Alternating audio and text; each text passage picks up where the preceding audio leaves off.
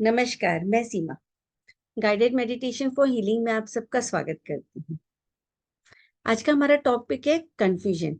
हम सबकी लाइफ में कंफ्यूजन्स तो होते हैं। कई बार छोटे छोटे कंफ्यूजन्स होते हैं, कई बार बड़े कंफ्यूजन्स भी हो जाते हैं। छोटे कंफ्यूजन जैसे कि कहाँ खाए, कौन से होटल में खाएं, क्या खाएं, कौन सा ड्रेस पहने, कौन सी मूवी देखें, जिनसे हमारी लाइफ में ओवरऑल कोई डिफरेंस नहीं पड़ता। लेकिन कई बार बड़े बड़े डिसीजंस होते हैं, जैसे हमारा करियर कौन सा चूज करें, किसी को कोई बीमारी है तो कौन से डॉक्टर के पास जाएं, शादी करनी हो तो किसे शादी करें। तो ये जो डिसीजंस होते हैं जिससे कि हमारी लाइफ में ओवरऑल इम्पैक्ट पड़ सकता है, और वहां पे हम डरते भी हैं। क्लैरिटी बहुत जरूरी होती है, लेकिन बहुत डिफिकल्ट भी होती है क्लैरिटी। तो हम लाइफ की सिचुएशंस तो चेंज नहीं कर सकते, लाइफ में जो भी चीजें आएंगी, लेकिन हम अपने एक अच्छे मेंटल स्टेटस में आ जाएं और हम आराम से बैठ सकें, सोच सके, माइंडफुल होके डिसीजन ले पाए क्लैरिटी के साथ, तो चीजें हम बेटर कर सकते हैं। तो उसके लिए क्या करेंगे? सबसे पहले तो आराम से बैठ जाए या फिर लेट जाए, अपनी आंखें बंद कर ली, एक गहरी सांस अंदर और धीरे से छोड़ दी, एक और गहरी सांस अंदर और धीरे से छोड़ दी। और जैसे जैसे सांस लेते रहे, वैसे वैसे अपनी बॉडी को और रिलैक्स करते रहे। एक और गहरी सांस अंदर और धीरे से छोड़। अपनी बॉडी को अवेयरनेस में ले आए, बॉडी को चेक करें कहीं पे कोई भी सेंसेशंस हो रहे हैं क्या। हर सेंसेशंस को नोटिस कर लें, उसके प्रति अवेयर हो जाए। कहीं पे टेंशन हो सकता है, कहीं पे रिलैक्सेशन हो सकता है। हमारी सांसों के उतार चढ़ाव के प्रति भी जागरूक हो जाए। एक और गहरी सांस अंदर और धीरे से छोड़ दें। कोई रीसेंट सिचुएशन है जिसमें कि आप कंफ्यूज हुए, उसके बारे में सोचिए और उसको अपनी अवेयरनेस में ले आइए। वो बड़ी या छोटी कुछ भी हो सकती है, छोटी हो तो ज्यादा बेटर है। आप उसको बेटर तरीके से एक्सप्लोर कर पाएंगे। जब कंफ्यूजन आया तो कौन से थॉट्स अंदर चल रहे थे, कौन सी फीलिंग्स हो रही थी, कौन से इमोशंस आ रहे थे।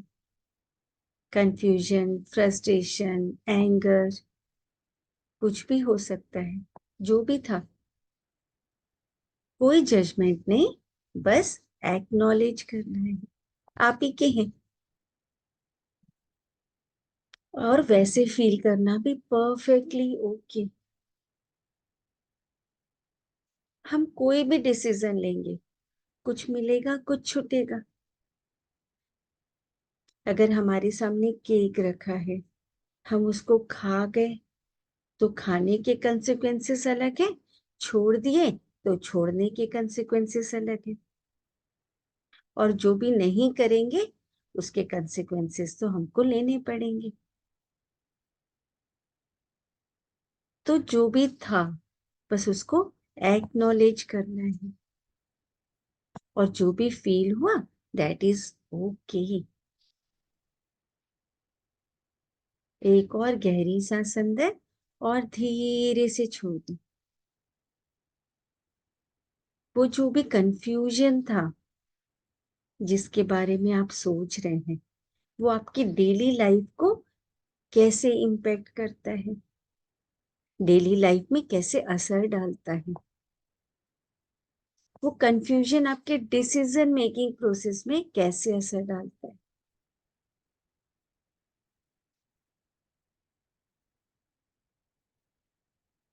कोई भी पैटर्न,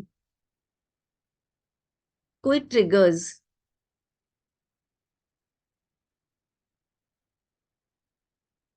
जो भी है, उसको ऑब्जर्व कर लीजिए।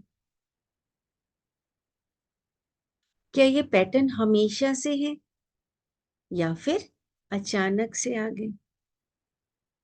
अगर अचानक से कोई नया पैटर्न आया है तो क्या कोई नए फियर्स आ गए?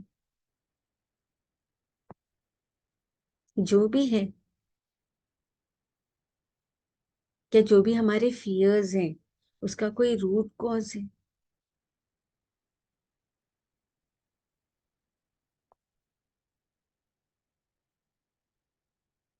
जैसे कि केक खाया, केक जबरदस्ती में खाया, ज्यादा था। हो सकता है बचपन में कभी झूठा छोड़ने के लिए मार पड़ी हो या डांट पड़ी हो या फिर जज किया गया हो और हमने एक बिलीफ बना लिया कि झूठा नहीं छोड़ सकते हैं और अपने आप को जबरदस्ती वो करने पे मजबूर किया जो कि हम नहीं करना चाहते थे। कुछ भी हो सकता है। तो कोई भी रूट कॉज हो सकता है हमारे कंफ्यूजन का।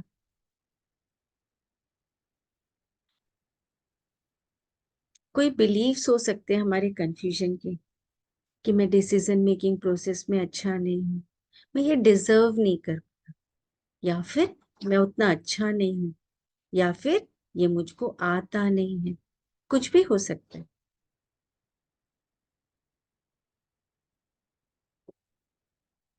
जो भी है, बस उसको एक्नॉलेज कर लीजिए।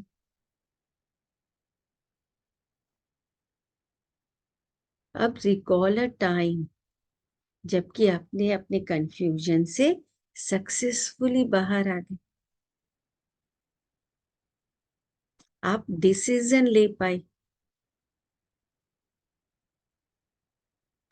जिस समय आपने डिसीजन लिया तो आपने कौन सी स्ट्रेटेजीज यूज की, कौन से स्टेप्स यूज किए? कोई ऐसी स्ट्रेटेजी हो सकती जो कि आपने प्लान की हो या फिर अनप्लान्ड भी हो सकती है, या फिर थक के कंफ्यूजन के स्टेज में और छोड़ दिया कि let the thing happen, whatever is there. ये भी एक स्ट्रेटेजी है।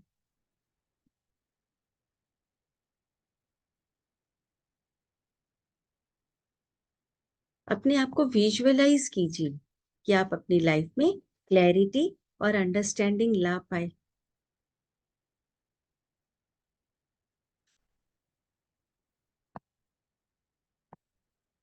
फील कीजिए कि अगर आप सारे कंफ्यूजन्स छोड़ देंगे और इस मोमेंट पे क्लैरिटी ले आएंगे तो आपको कैसा फील होगा? अगर आप ऐसे नहीं फील कर पा रहे हैं तो फिर इमेजिन कीजिए कि आप 2-4 स्टेप्स चल रहे हैं और 2-4 स्टेप्स चल के आप फ्यूचर में कोई ऐसी जगह पे पहुंच गए जिस समय कि आपको कोई कंफ्यूजन नहीं था। उस मोमेंट पे आप क्या फील कर रहे हैं? आपका थॉट प्रोसेस क्या चल रहा है? बिना किसी कंफ्यूजन के आपकी बॉडी लैंग्वेज कैसी है?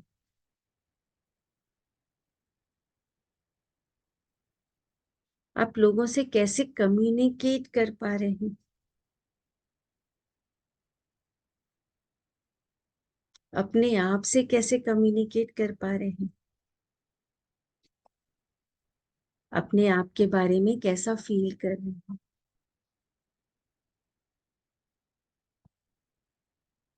वहां से खड़े होके अपने प्रेजेंट सेल्फ को देखिए कि वो कौन से रेसिस्टेंस है, कौन से फियर्स हैं जो कि आपको कंफ्यूजन नहीं छोड़ने देते।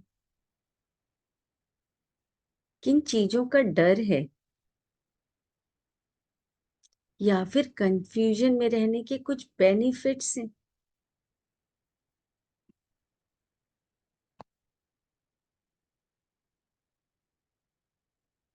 कंफ्यूजन में रहने से कई बार हम सेफ हो जाते हैं, डिसीजन लिया ही नहीं। कोई ब्लेम नहीं आएगा, किसी को आंसर नहीं देना पड़ेगा, जो भी है। तो कंफ्यूजन आपको किस तरीके से बाकी लोगों से बचाता है।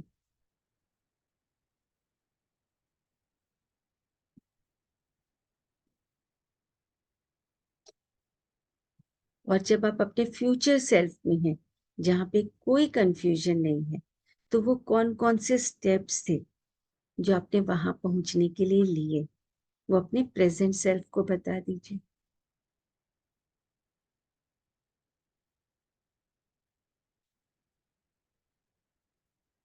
अपने पूरे रास्ते पे उस नई नॉलेज को स्प्रिंकल कर दीजिए। कंफ्यूजन के फायदे स्प्रिंकल कर दीजिए, और कंफ्यूजन को छोड़ने के फायदे भी स्प्रिंकल कर दीजिए।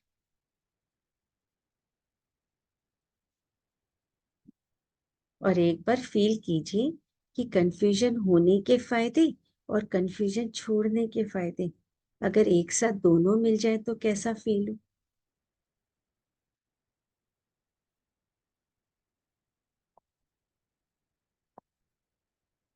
और अब फ्यूचर सेल्फ और प्रेजेंट सेल्फ दोनों एक साथ एक दूसरे के अंदर समा जाए, पूरी नई अंडरस्टैंडिंग के साथ।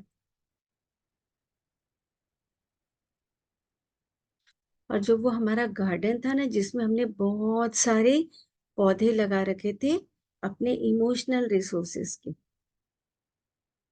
वहां से जो चाहिए, love, gratitude, knowledge, confidence, communication, assertiveness, power, empowerment, जो भी चाहिए उन सब में ब्रीथ करते जाइए। एक और गहरी सांस अंदर और धीरे से छोड़,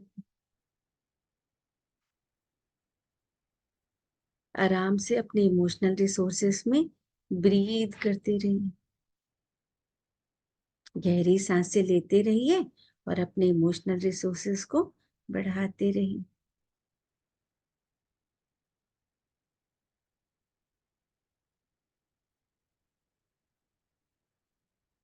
और जो ये सारे इमोशनल रिसोर्सेस आ गए, जो सारी क्लैरिटी आ गई, इन सारी चीजों के साथ आप कैसा फील कर रहे हैं उसको फील कर लीजिए। और ये जो फीलिंग है, इसको धीरे धीरे करके पूरी बॉडी पे फैलने दीजिए।